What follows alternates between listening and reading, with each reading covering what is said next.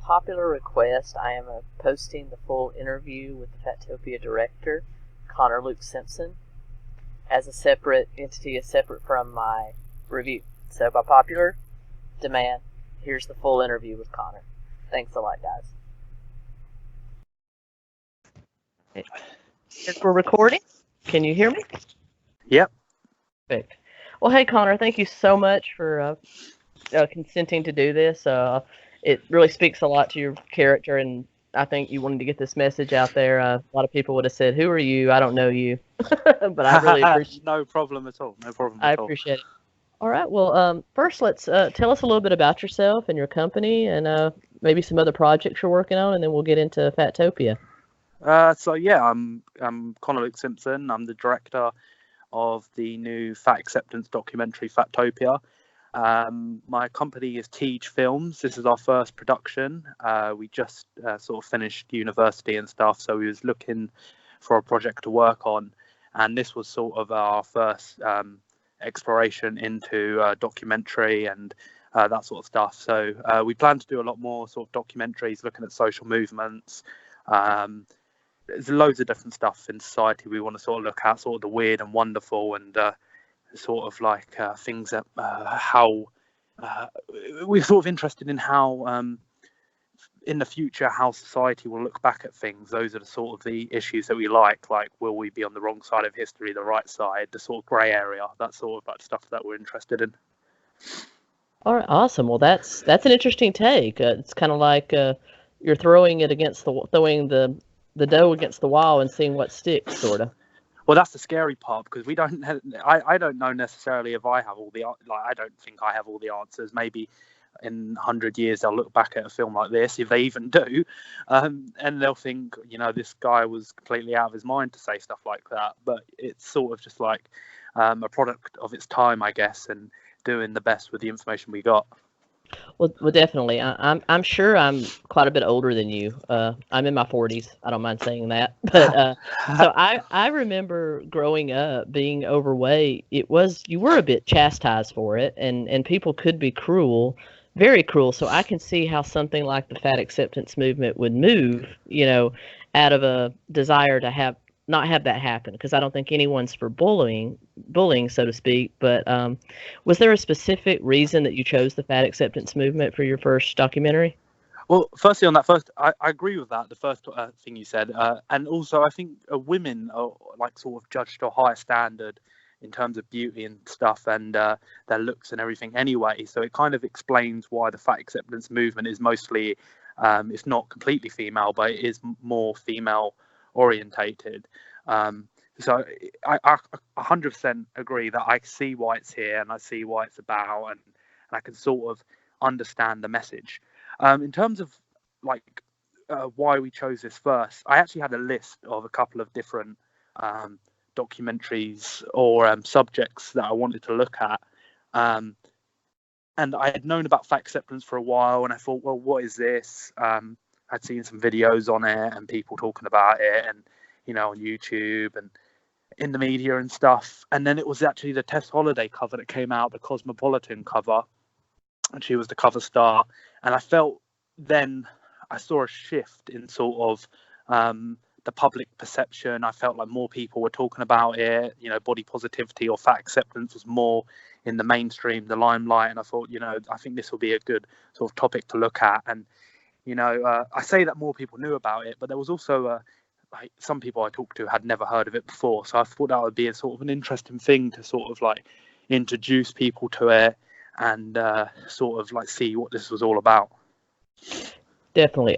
It's not something that I was real familiar with, to be completely honest. I mean, I've been on a weight loss journey for several years, and I started out at almost 400 pounds, and I'm now down into the 200s. I still have a long way to go, but as a result, I was Googling, YouTubing, weight loss advice, and then somehow I got sucked into this rabbit hole that was fat acceptance, and that's how I found out about it. And it was kind of scary. I mean, a lot of it. It does seem to be a lot of it. It's very sort of prominent in the YouTube and the Instagram. It's sort of, I call it Fat-Topia. In the movie, I call it the digital Fat-Topia, because if you can sort of get sucked into it, and it's a whole different world there, and you sort of everything that you knew about obesity and fatness sort of changes when you're a part of that world.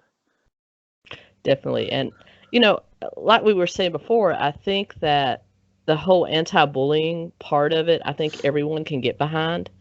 It's just, I think we've crossed a line with it where they are putting out false information, especially where health is concerned. And you addressed this in the movie.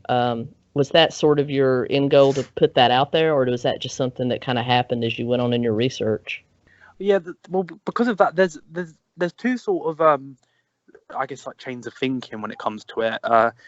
There's stuff you hear from the activists that say, there's fat phobia in society and fat phobic and stuff like that, and then you also hear fat shaming. Now, I believe that people do fat shame, and I don't think it's right. I don't think people should be shamed because they're fat. But then my problem is more so with the fat phobia. Sort of, I have problems. I think it equates it a little bit too much to racism, homophobia, and sort of a phobia itself is the irrational fear of something. And with the information you have medically, scientifically about obesity, I think there is, a reason to fear obesity in a way. I think, I can't remember the stat. I think it's 2.8 million deaths a year are linked to obesity and being overweight. So, I mean, there is sort of a justifiable fear in obesity. So that was sort of my problem with fat phobia. But like you said about the fat shaming and sort of bullying people, I mean, I don't think that's going to help anybody.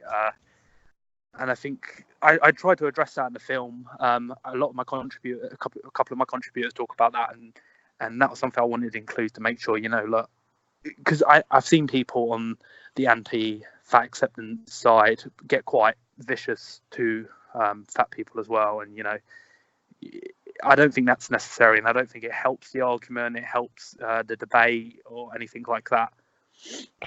Definitely. And I know that you interviewed Meister from Meister Entertainment. I enjoyed that segment very much. It was nice to hear from him. I didn't realize that he has also been struggling with his weight, but was he like what's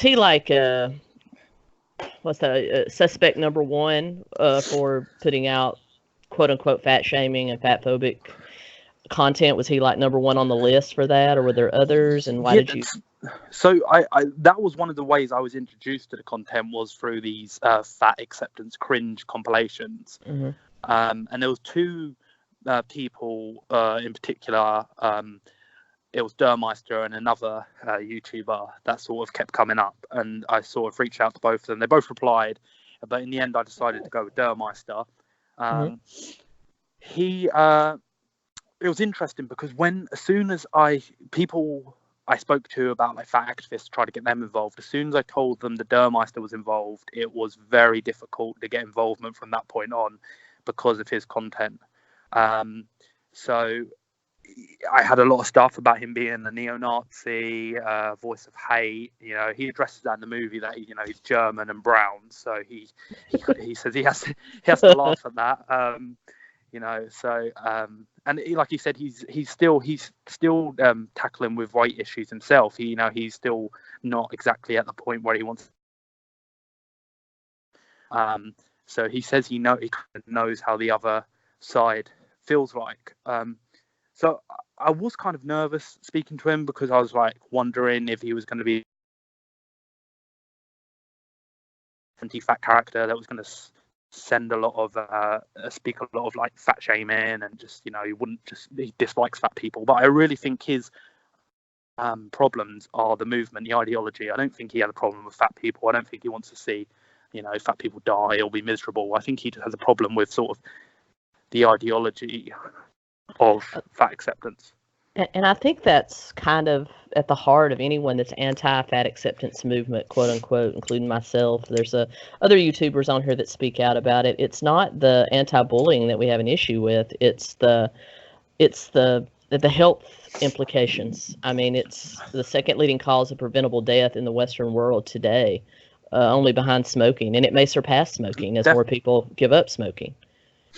and it's Yep. just it's dangerous. And Yeah. and I think what I was really surprised about is all of the what I call extreme fat activists. I mean, you did get a chance to speak with some more moderate people that are kind of in that world, but they understand the health implications, and it's good to see them. But then the people on the other side that say that you don't have a right to have an opinion on it because you're, you know, cis white male and fit. I mean, I'm a fat lesbian, so I don't think they'll have any issue with me. But but so I do have an opinion on it. But it was just surprising that they were that hostile towards you. And was that did any of them ever come over after the movie was out and offer to do an interview, and after the part interview, or were they just, you were still kind of blacklisted in that world? Yeah, so that was a strange part for me as well. I didn't kind of expect, you know, the whole race and sexuality and all of that to sort of become factors inside of the fat acceptance movement. I think I sort of misjudged that. Maybe I went in too fresh. Maybe I should have done more research into it. But it's like you said, there's the extreme fat acceptance people. I sometimes call them the radicals. You know, that the people that are more in tune with the sort of. I personally feel they still not steal, but they take the language from some of the other marginalized groups and try to use it to sort of get some momentum behind themselves and sort of put them up on the playing field of, like, we're a marginalized group, take us seriously, you know, that sort of thing.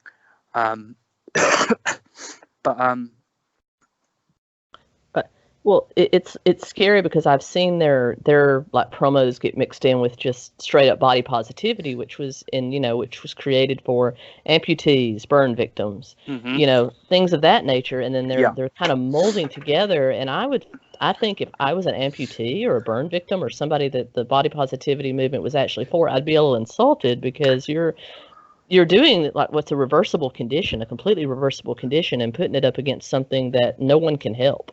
Oh, 100%. I agree with that. It's like, no one said like losing weight is necessarily the easiest thing. I mean, obviously there are some times genetics and eating disorders, and, you know, your heart goes out to people that it's a struggle.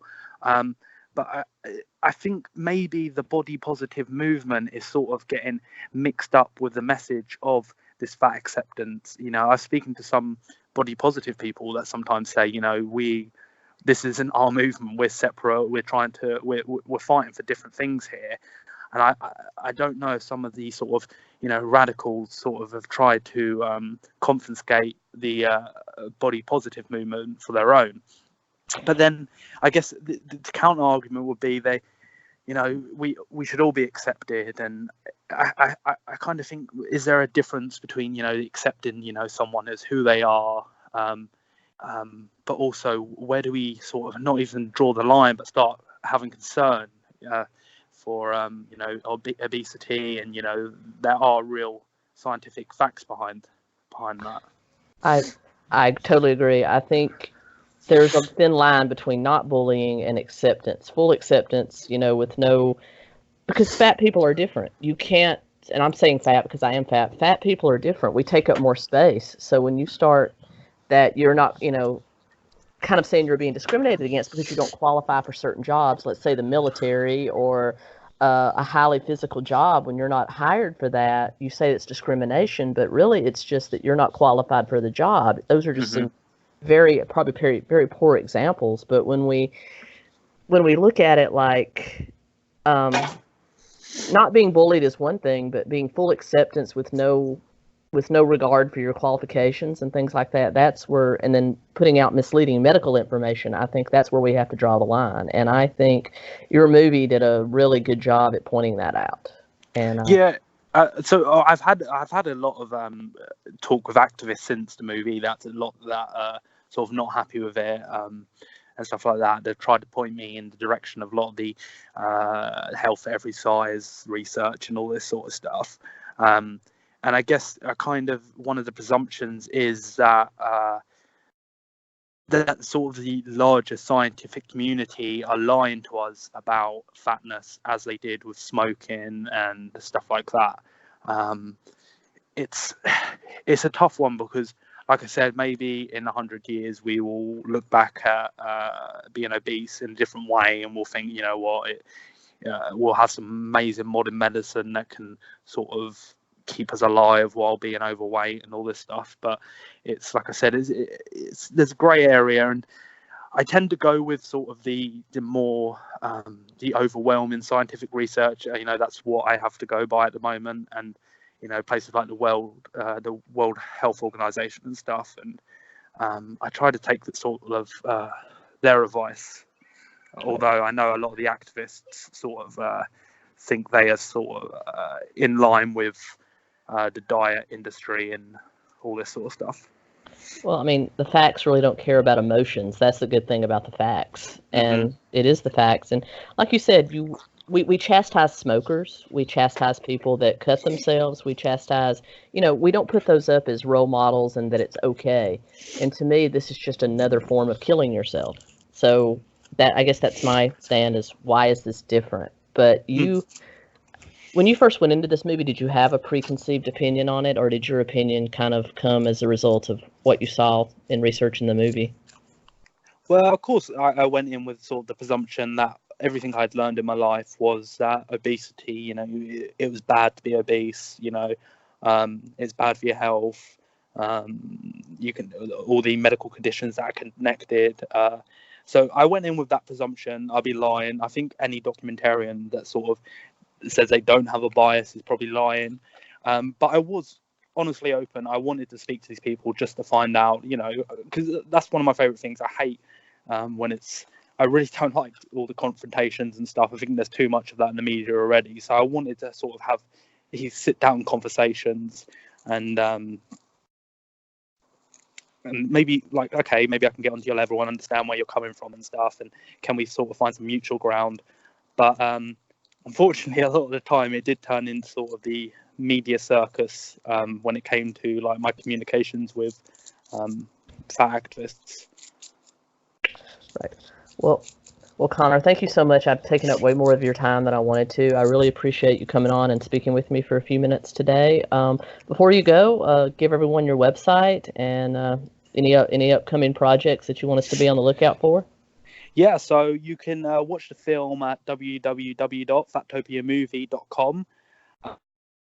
And we're also working on a follow-up debate series around Fat-Topia, which will have fat activists. Okay, good. So maybe they'll actually come on and talk to you this time. In the industry. Hopefully, yeah, that's what we're looking for. All right, so, good. And we're also going to have, we're working on the next documentary at the moment. So I'm hoping to have some information about that coming out soon. Great. Well, thank you so much for your time. It was a pleasure to meet you. And oh, no, it's brilliant. Thank you so much. And have a great day. And you too. Thank you very much. Bye-bye.